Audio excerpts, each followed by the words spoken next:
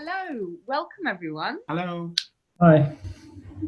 Today we are speaking with Lisa Parry, Sami Ibrahim and JD Stewart. And these are all wonderful writers who submitted their plays to the very first Theatre Uncut Awards. So thank you so much for being here with us today. I'm going to start with Lisa, and I'm going to ask you just to, like I asked just before we started this call, is if you were sitting around a pub table, the person who doesn't like theatre, can you explain the Merthyr stigmatist to that person? Yeah, there's a 16-year-old girl in Merthyr who claims she's got the stigmata. But I think if you're actually talking about the ticking heart of the play, it's a 16-year-old kid in Merthyr who wants to be heard. And she's got a teacher in the room with her who doesn't believe her. And tell us a bit more about why Merthyr Tydfil, because a lot of people won't know Merthyr. Oh, I just love Merthyr. Well, my dad's family is all from Merthyr, so I kind of grew up yo-yoing between Dudley and Merthyr. And it's just awesome. Like, the reality of everybody there, like, no one puts up with any nonsense, you know, it's very direct. The sense of humour there I absolutely adore. Everyone's really honest. The dialect of the place is just, like, I have the most fun writing a 16-year-old kid from Merthyr, and just like reveling in the language there as well. And just the town, you know, you've got all the sort of old ironworks, the whole mining community, all of that history, and you walk through it and you can see all the old chapels, and you've got trees sort of shattering the windows when you walk down the street, and it's still there, but now obviously it's got loads of social problems and mass unemployment and all of these things that people are trying to overcome, but the people are still people of Merthyr, and I just love it. I really, really adore it. Partly family links, and I kind of feel it when I walk through. I'm like, oh, that's where such and such happened, and that's where such and such happened. But yeah, I just really adore the place, and it's a bit like the character, you know, it's still screaming to be heard, I think. You have this amazing line in the play where the screams echo back off the hills. So Merthyr, for people that have never been to Merthyr Tydfil, it lives inside a valley in the valleys of Wales. And that idea that the shouts that come from this 16-year-old girl, like so many 16-year-olds in the world, right, who just need to be heard, it echoes back off those hills, so it can't reach Westminster, and Westminster is the place that have the power over her and her life. That always stays with me. Yeah, so we are so delighted to be developing it for production, confirmed production with the Sherman Theatre in Cardiff. We'll get there, like postponed, but we're back on. We're reprogrammed. We will get there, just going into full development. Brilliant. Okay, JD, compression. Like, okay, so compression takes us a long way away from Merthyr Tydfil. Speak to us about compression. Yeah, so compression opens in a hotel room where a young Latino man and an older white man enter, and they have a bit of a violently sexual relationship, I would say. And sort of at the end of each scene, the space becomes smaller and smaller, and as it sort of passes through the play, we learn that there are people hunting gay people and torturing and killing them. And the older man ends up tortured by an evil dictator. And in the third scene, the wall rips away and we end up in an apartment in London of a gay couple with their mother, or one of them's mother, as they debate whether or not to have children. And the young man is hanging on the wall, essentially the elephant in the room, if you like. So you won't be surprised to hear that it was the absolute wild ambition and theatricality of your piece that just blew us away. Like when we read it, Hannah and I just went, how do you put that on stage? And that was like red rag to a bull to us, because we were like, okay, so that means we need to get it on stage, because it's got it sounds very extreme in the way that you describe it there, and it is an extreme. We can imagine that it would be an extreme experience for an audience to sit and watch compression, but I'd like to hear a little more about the reality and where this story came from in terms of this situation, particularly in Chechnya, around your story and the inspirations for it as well. Yeah, I mean, I began reading about Chechnya maybe in January 2017-ish. And it was like very small articles here and there because there was never really a lot of information about what was actually happening. And like most things, it began to bubble away inside of me in terms of like anger that nothing was happening. And the more I read about what they were doing to gay people in terms of using apps to find them and to sort of out them and then torture them or take them to their families and ask their families to kill them to cleanse their bloodline, it really began to infuriate me and make me very angry. And it was after I graduated from NYU that I sat in my apartment in New York on a July 4th weekend and just kind of was like a train down a track, really. I mean, I knew that it would be 4 scenes. I knew each scene would be 25 pages, and I knew that the stage would get smaller. And those were my sort of things with it. I was like, this is where it's gonna go. And then it became this very big thing about privilege, which I didn't see when I was doing it. So it was interesting. We are delighted to be developing Compression as well. It feels like a play that is wildly brave, bold, and ambitious, and the right stage for it will hit the audience in the face. It's going to be, I think, the opening night of Compression is going to be quite a hot night. When the theatres open. Oh, okay. So Sami, let's hear about 2 Palestinians go dogging. Yeah, well, it is mostly about 2 Palestinians who go dogging, but they sort of, those 2 Palestinians are a couple, Reem and Saeed, who sort of narrate the story of a Palestinian intifada or uprising which takes place on the West Bank in the 2040s, and they sort of tell the story from from start to finish, I guess, from how their family's involved with it and how the spark that sort of sets it all off, and then the whole course of the intifada right through to the end, in a nutshell. So when I first read the first page of your play, you know, the thing that like jumped hard was the humor. I was like, okay, so somebody's writing about Palestine and it's funny. Really? Let's go. Like, let's go. And as I kept reading each page, I was like, yes, yes, yes. Like, because it was true. It just felt like nothing, you weren't scared of that subject, which I think a lot of playwrights might be. But you also, like, it felt like you owned it. Remember, we're reading anonymously. The first time we read all 3 of your plays, we had no idea who you were. So I was reading about a very, very like hot, controversial topic, particularly because when we were reading it was right in the midst of the anti-Semitic Jeremy Corbyn, like that was obviously ongoing narrative, but that was like in the news when we were reading too. So I was like, this is really, I'm using the word hot a lot, but it feels like the right word. Like, it was a hot subject to be reading about, and you weren't scared. And you weren't scared of being naughty and of being funny and of just going like, bring it on. And when we read that title, like, I just opened that play and went, please let the play be as good as the title. And it was. So I'd like to hear a bit about, before we go into the kind of where you last left the play mid-production, I'd like to hear a bit about the kind of beginnings of that play. So what started you writing it?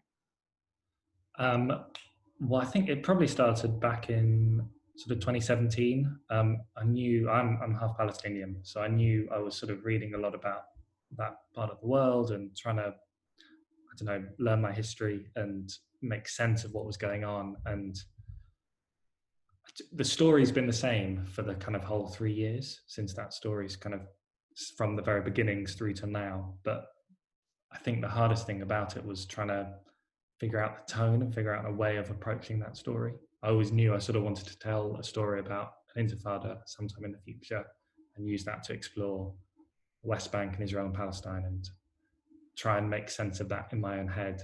But it took a lot of drafts trying to get to the point where I felt like I suppose I felt like I wasn't scared, or like I felt like I was being honest about what I actually thought about what was going on. So there's lots of redrafts, and I suppose like flicking through characters to try and end up Reem, who ends up being the main character, took a long time to get to Reem, who eventually sort of becomes the mouthpiece and becomes a way of exploring that conflict in a way that felt satisfying to me. And it wasn't like a cop-out, or it wasn't too serious or po-faced, that, like, I don't know, could be naughty and funny, but also say something that, I don't know, meant, I don't really know what it says, but I think it says something. But it took a while to get to that point. That's interesting to hear you say that you're not sure what it says, but you think it says something. And yeah. I think it does. Yeah, I think I suppose it's like ends up being quite a muddled and complicated play, because my feelings towards that part of the world are very muddled and complicated.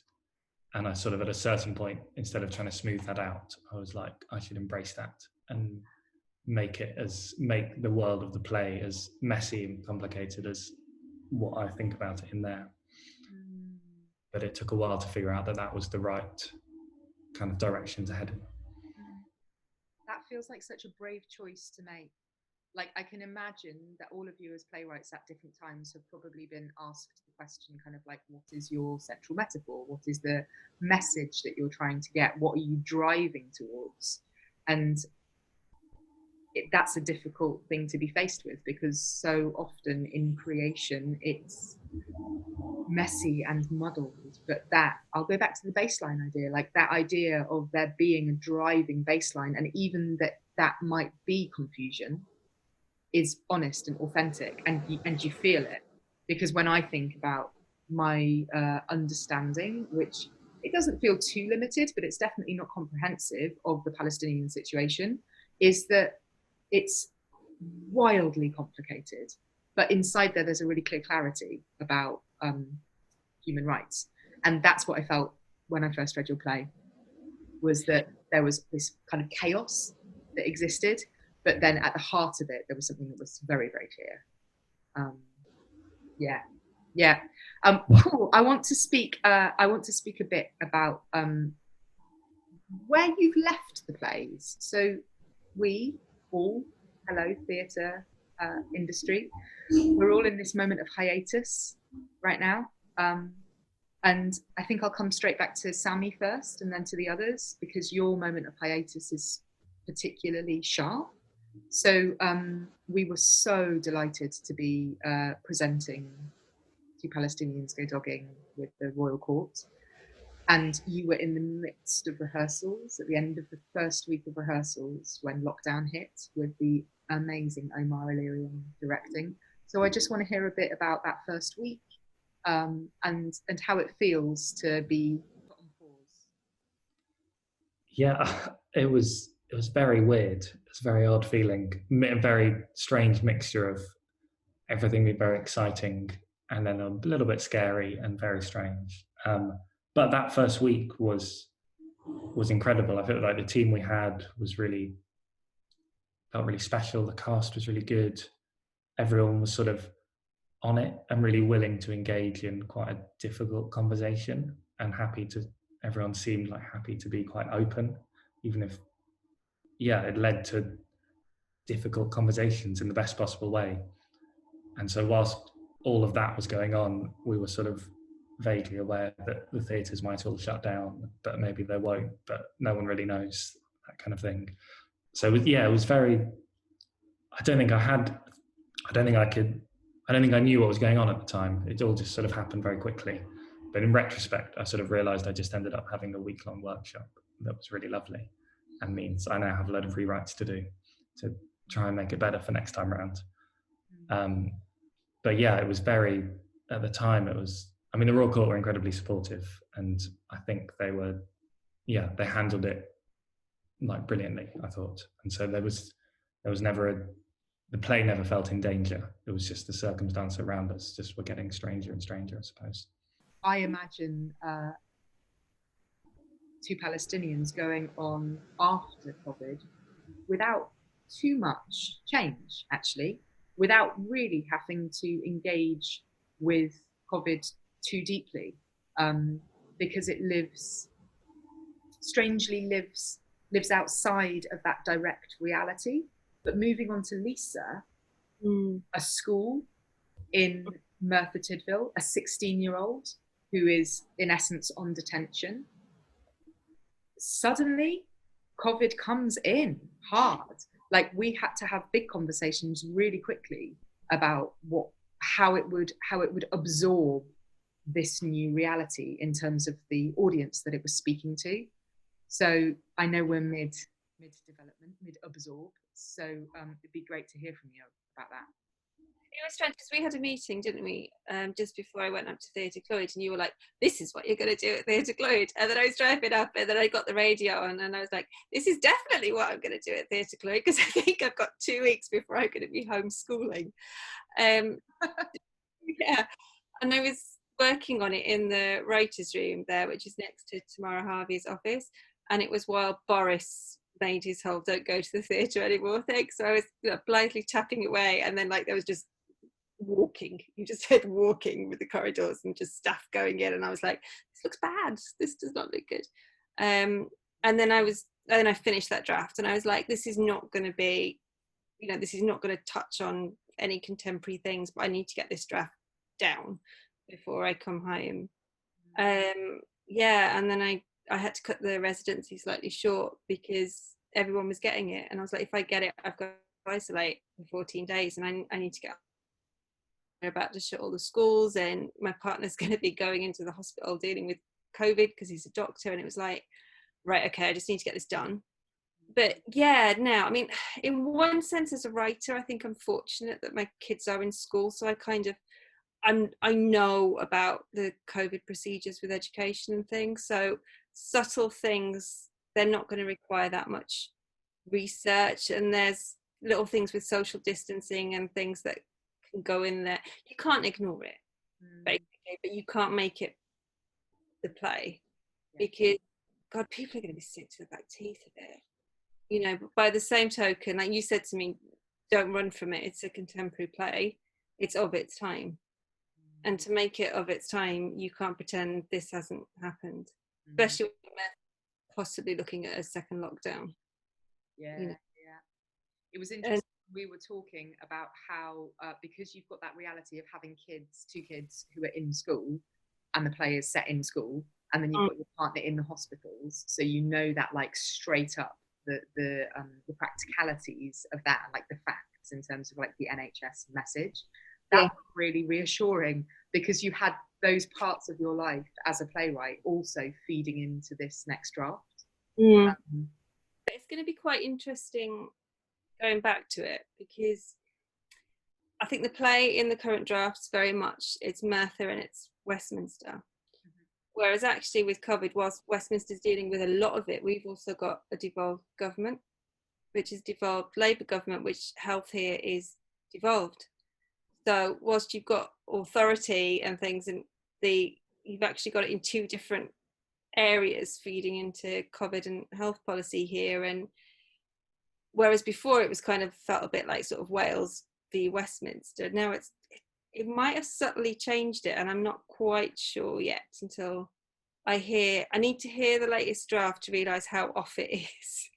And you'll just know it, or actually it might not be, I don't know. But I was like, the amount of political issues that were sort of coming from the gut of those characters, even without articulating them, and we've got a global pandemic now as well. It's like how to juggle that. But actually, I think the thing with it is, it still feels like it's going to be a rocket up it. It's going to be so relevant, and I feel excited to do the draft with that in, which I think is probably a good place. Like, it's not scaring me doing it, and it's not going to feel shoehorned in, and it's not going to be about that. But that's the life that we've got. Are they socially distancing in a classroom? Are they wearing masks? Is there a hand sanitizer thing on the wall now? You know, just little things like that. It's got to be truthful.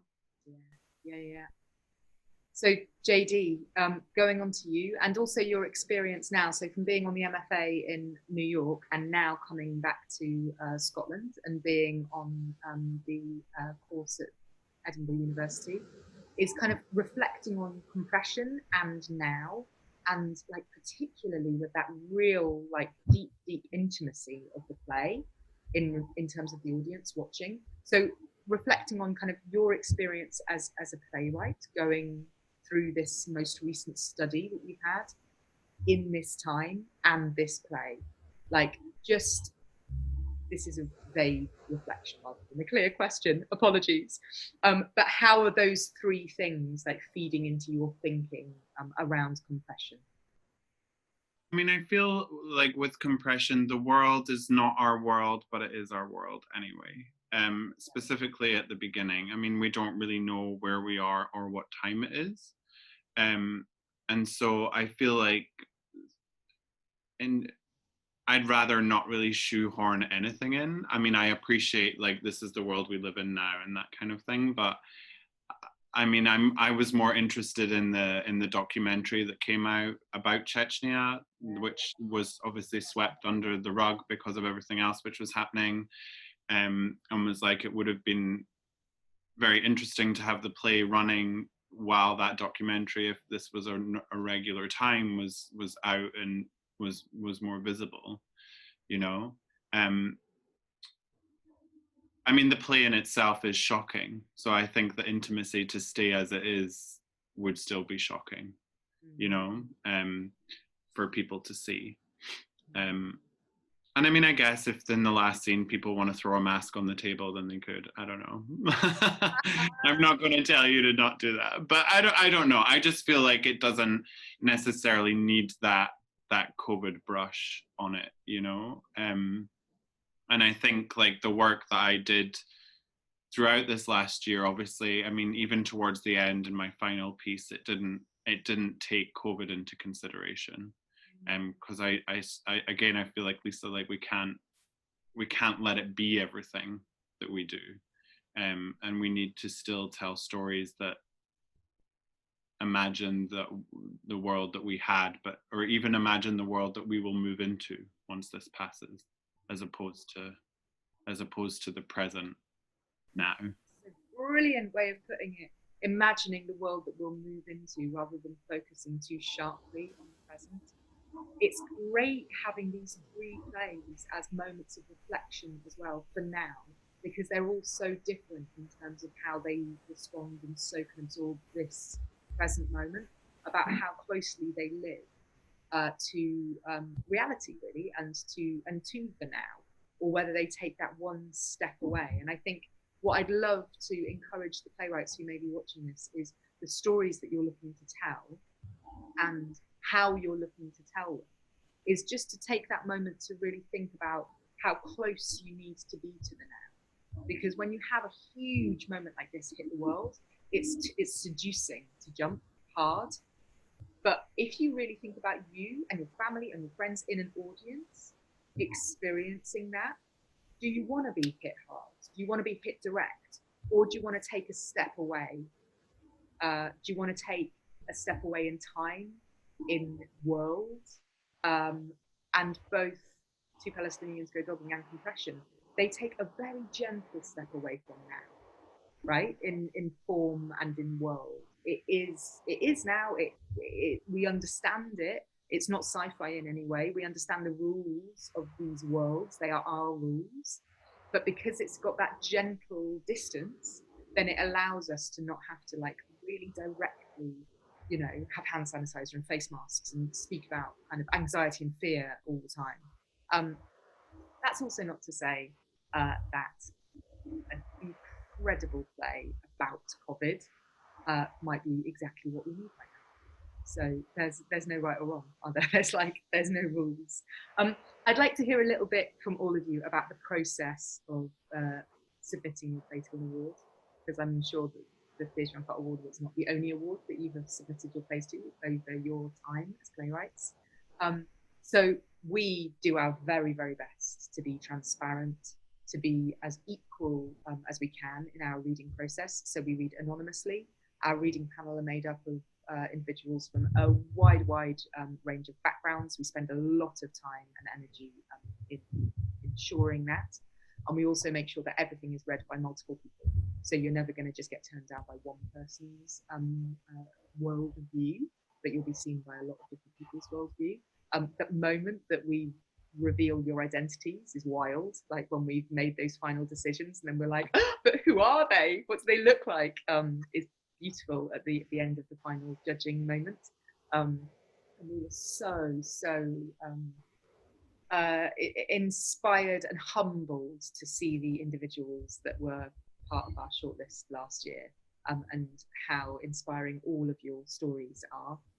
So what's it like from your side of the story? Let's start with Sami. So submitting your play, hitting go. What's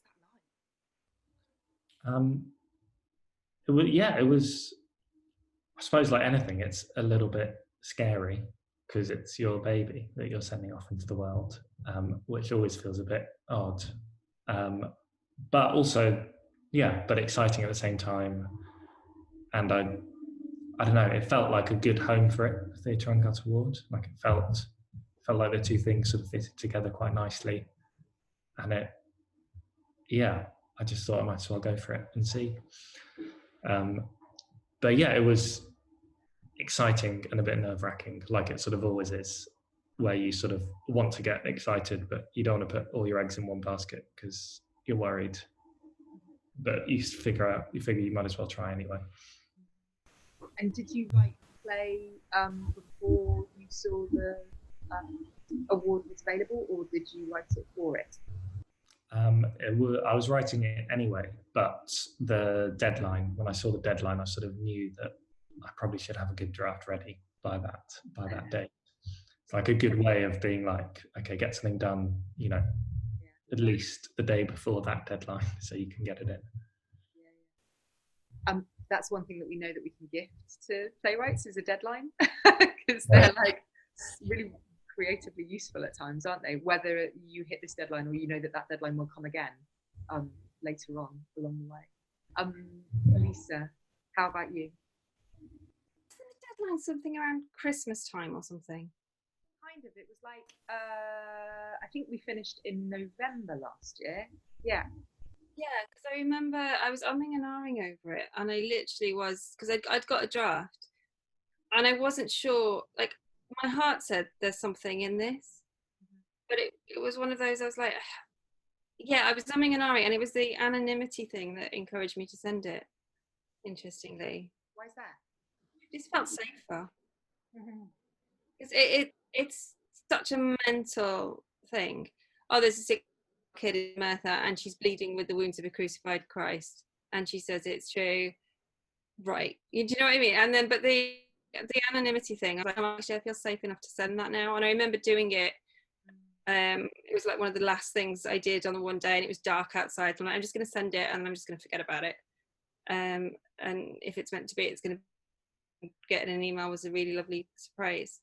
But I like the anonymity thing, because there is an unconscious bias, I think, when you read, like, in terms of gender and everything else, and it just, to know that wasn't going to be there, it made me feel secure and go, okay, well, it's on the play now, and that made me feel happier, I think.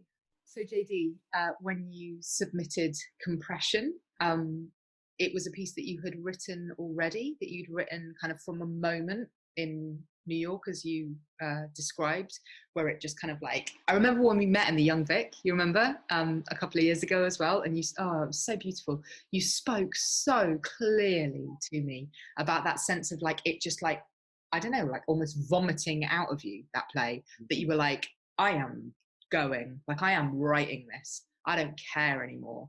And I remember you speaking about just about how the beginning of Mark Ravenhill's career, and it being kind of that moment where very, very overt homosexual narrative was like right up there on people's agenda and it was just kind of at the end of the AIDS epidemic time, and how that had been something, that moment now feels like a really not such a clear, sharp conversation that you have as a playwright.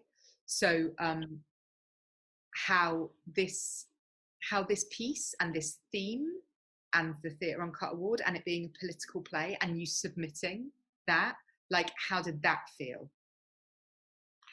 Yeah, I mean, I also remember our conversation and you asked me why did I write it, and I said because I was really angry, and you were like, I could tell. And I was just like, and I'll just always remember that because it just made me smile.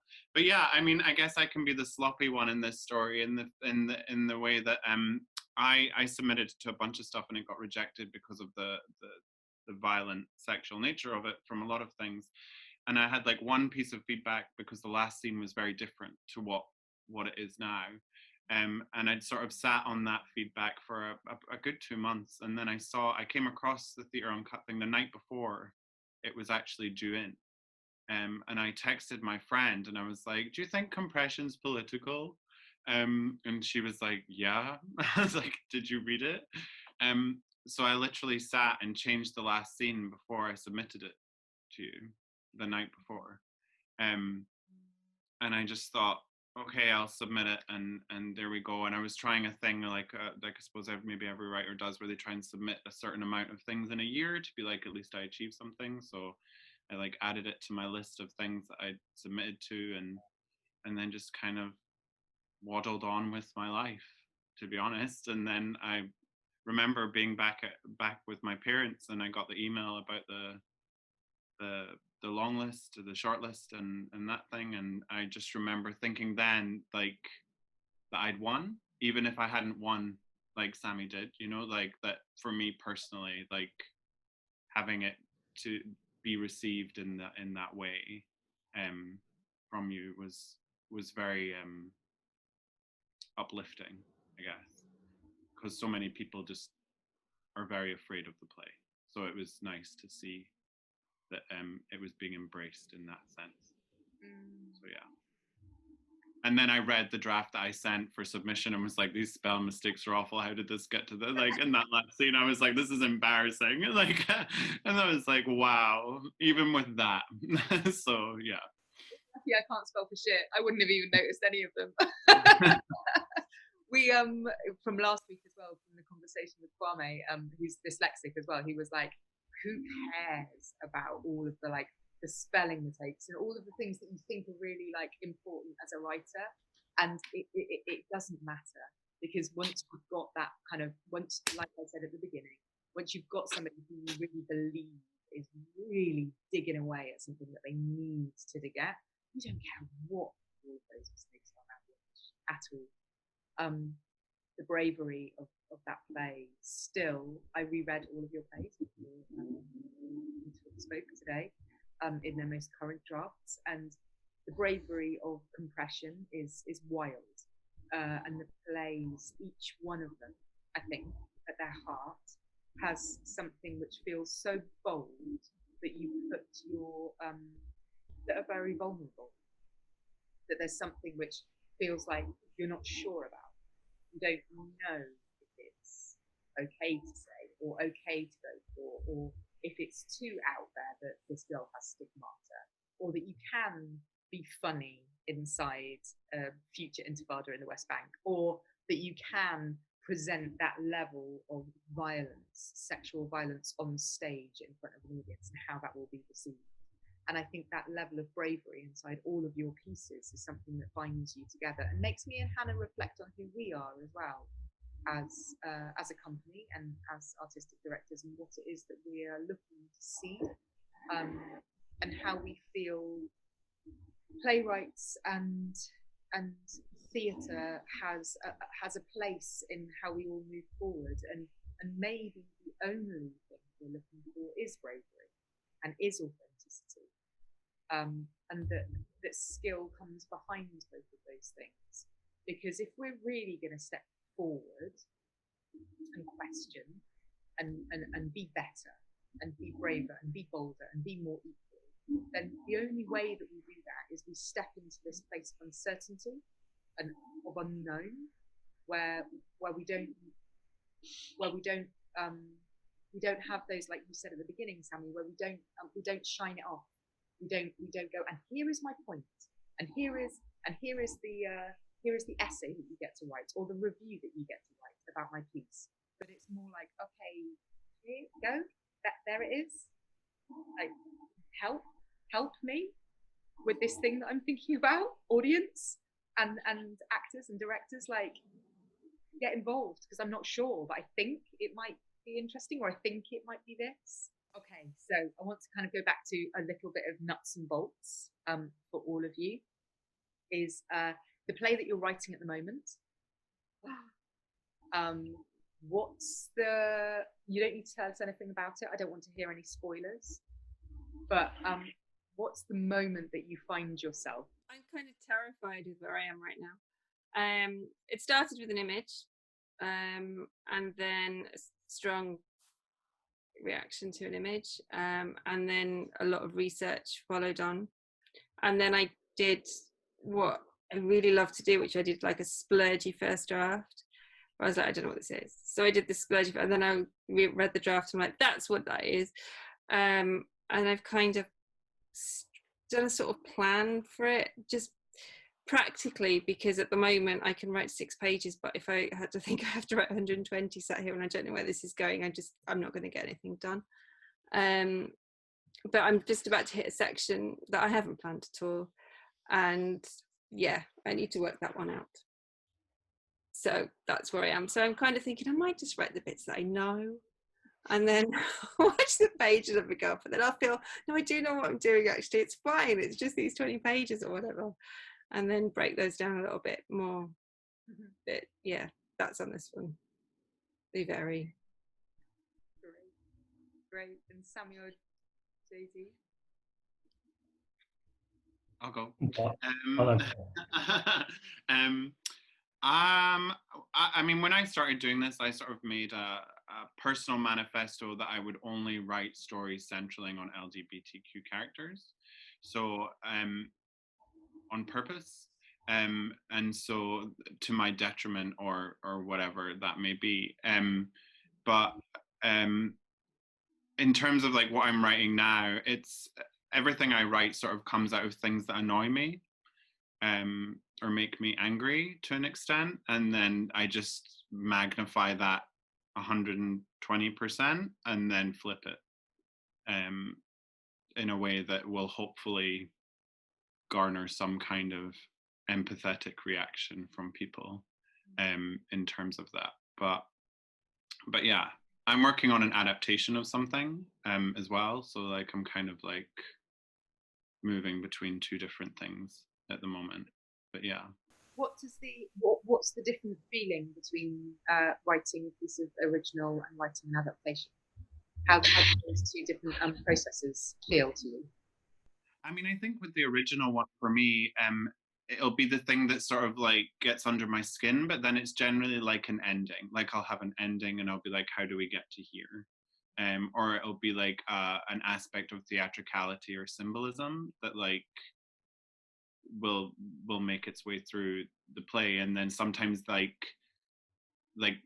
again, like Lisa was saying, like you read that splurgy draft and then you're like, oh, this is what it's about, you know, or like this is what I was actually writing about, and then you focus back into that. And I think I mean, the adaptation isn't a secret. It's I'm adapting Ghosts by Ibsen because I feel like everyone adapts Ibsen, so I was going to do one before everyone asks for one.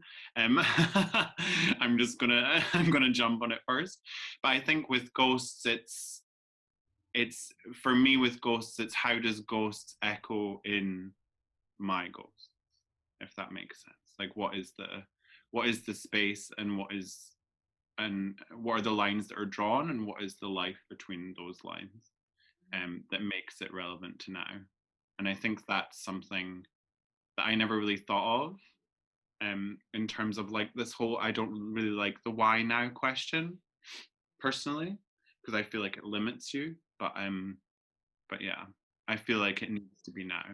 So that's a beautiful way of putting it, the lines that are drawn and the space between those lines. That feels that feels very clear to me, in a way that sometimes the why now question doesn't feel so clear. It feels a little sledgehammer. And I know I've asked it. And I ask it as well to people that send me stuff, you know, like, or when people want help, and it's like, oh, I guess it's like one of those easy go-to questions. But I think some things like, why not? You know, like why now? Why not? You know? Yeah. And then we see some of the most amazing things that are created. This is a random example that's just come to my head, but like Matilda, you're like, why now? Well, it could have been any time, but it just happened to be now, this incredible adaptation that will have inspired so many young people to explore the world in a completely different way, you know? And what is our art form for, other than inspiring people to explore the world in a completely different way? Yeah. Great. Sami, how about you? I'm sort of in the planning stage of not fully knowing what the play is yet, but having characters and vaguely knowing how it's structured. I spend a lot of time planning before I can get going and actually write stuff. Otherwise I sort of run out of steam very quickly. So I'm just plodding through very slowly, trying to like write down notes and figure out character arcs and trying to be really clear about what the play is about, I suppose. But maybe I won't know until after I've written the first draft, which seems more likely. But yeah, but it's a lot of note taking and trying to like writing down snippets of dialogue and then being like, oh, maybe it's about this, and then being like, oh, maybe this will happen, and just doing that again and again until I have a structure. So thank you, the three of you, for being playwrights, for spending those hours and minutes and seconds of your days writing and creating some extraordinary plays. This feels like quite a special time because Compression, Two Palestinians Go Dogging, and The Merthyr Stigmatist have not yet hit stage. So over the next year, 2 years, we will see these pieces live in front of us, and we'll be able to have those collective experiences, watching your own pieces of work living and breathing in front of you. And I just can't wait to be sitting on those first night previews with each of you in those theatres. So here's to that, and thank you so much for spending your time with us today. Thank you so much.